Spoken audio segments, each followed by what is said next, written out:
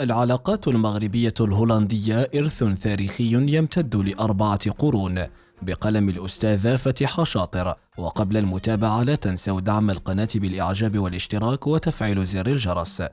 إلى المبردعين شرق الجدار، إلى أصحاب تاريخ اليوتيوب وتاريخ البيطري دومير، وإلى من يردد مقولة اليوطي هو من صنع المغرب، نقدم هذه الفقرة التاريخية الشاهدة على عراقة المملكة الشريفة كدولة وممثلة للخلافة الإسلامية في الغرب الإسلامي. يعود تاريخ هذا الاتفاق المغربي الهولندي إلى 24 ديسمبر عام 1610 ميلادية، أي قبل 414 سنة تقريبا، حين كان المغرب يمثل إمبراطورية شاسعة ويجسد الخلافة الإسلامية في الغرب الإسلامي تحت حكم السعديين.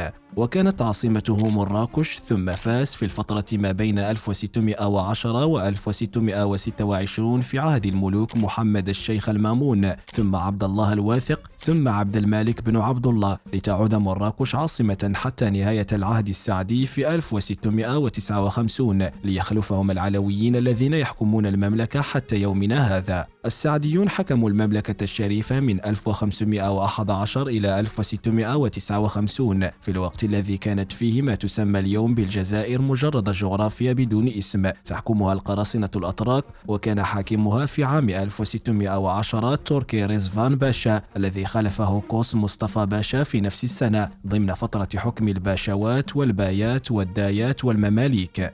اتفاق المغرب وهولندا في عام 1610 يعد منعطفا تاريخيا في العلاقات الأوروبية المغربية، إذ يمثل أول توقيع لاتفاق بين دولة أوروبية غربية مسيحية والمملكة المغربية الإسلامية في المجال الاقتصادي، وكان هذا بمثابة تحدي لهولندا لبابا الفاتيكان، إذ تضمن الاتفاق بيع السلاح للمغرب وضمان سلامة الملاحة البحرية وتنشيط التجارة. تأسست هولندا أو مملكة الأراضي المنخفضة المعروفة آنذاك بجمهورية الأقاليم السبعة المتحدة في عام 1579، وقد أطلق عليها في الأدبيات المغربية اسم الإسطادوس، وكان المغرب أول دولة تعترف بهذه المناطق، إذ أرسل سفير إلى لاهاي عام 1609 قبل إبرام اتفاقية الصداقة في 1610. قبل إرسال السفير المغربي في 1609 بدأ السلطان المولى زيدان في 1608 بتهيئة الإجراءات الدبلوماسية لإبرام المعاهدة، فأرسل مبعوثين مثل القائد حمو بن بشير وصمويل بالاش وقاسم بن محمد الغساني وأحمد بن قاسم الحجري ويوسف بيسكانيو، الذين قدموا مذكرة تحدد رغبات السلطان في لاهاي عام 1609 لتتوج بإرسال السفير المغربي عام 1609 كأول اعتراف دولي بهولندا.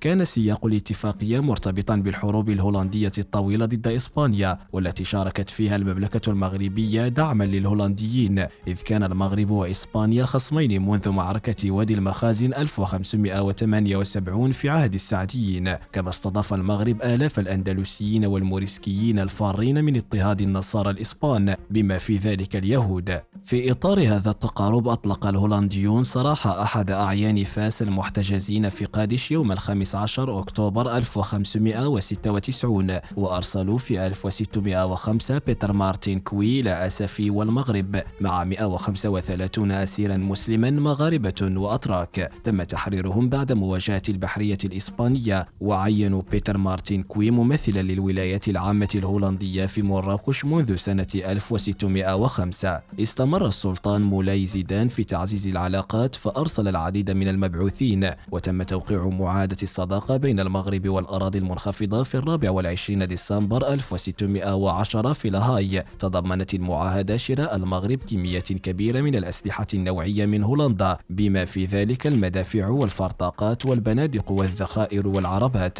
وضمان حرية الملاحة للسفن التجارية والحربية للطرفين، وحماية السفن المغربية والهولندية من الاعتداء أو القرصنة. وتضمنت المعاهدة بنودا واضحة، منها الفصل الثاني منح تراخيص العبور من الميناء الذي أقلعت منه السفن لتتمكن من دخول أي من ميناء في البلد الآخر. الفصل الثالث حماية جميع السفن الهولندية في المغرب وعدم اعتراضها أو اعتراض حمولتها في إسبانيا أو إيطاليا أو أعالي البحار، مع ضمان إعادة أي سفينة محتجزة وطاقمها وعودتهم سالمين. الفصل الثامن السماح بدخول السفن للحصول على المؤونة أو الماء أو السلاح أو للإصلاح في الموانئ الأخرى عند الحاجة. الفصل العاشر عدم حجز تاركة أي مغربي في هولندا أو هولندي في المغرب وتسليمها للورثة أو حصرها تحت تصرف السلطان إذا تعذر معرفة الورثة. الفصل الخامس عشر منح أولوية لأي طلب للمغرب من هولندا للأسلحة أو البضائع أو الجنود. الفصل السادس عشر إطلاق سراح جميع الأسرى والعبيد الهولنديين المحتجزين لدى المغرب ومنع استعبادهم مستقبلا. كل بنود الاتفاق صدقت ووقع عليها سفير إمبراطور المغرب مع وعد بإرجاعها خلال 6 أشهر بعد مصادقة الإمبراطور شخصيا ليتم اعتمادها وتطبيقها كما جرت العادة في مثل هذه المعاهدات.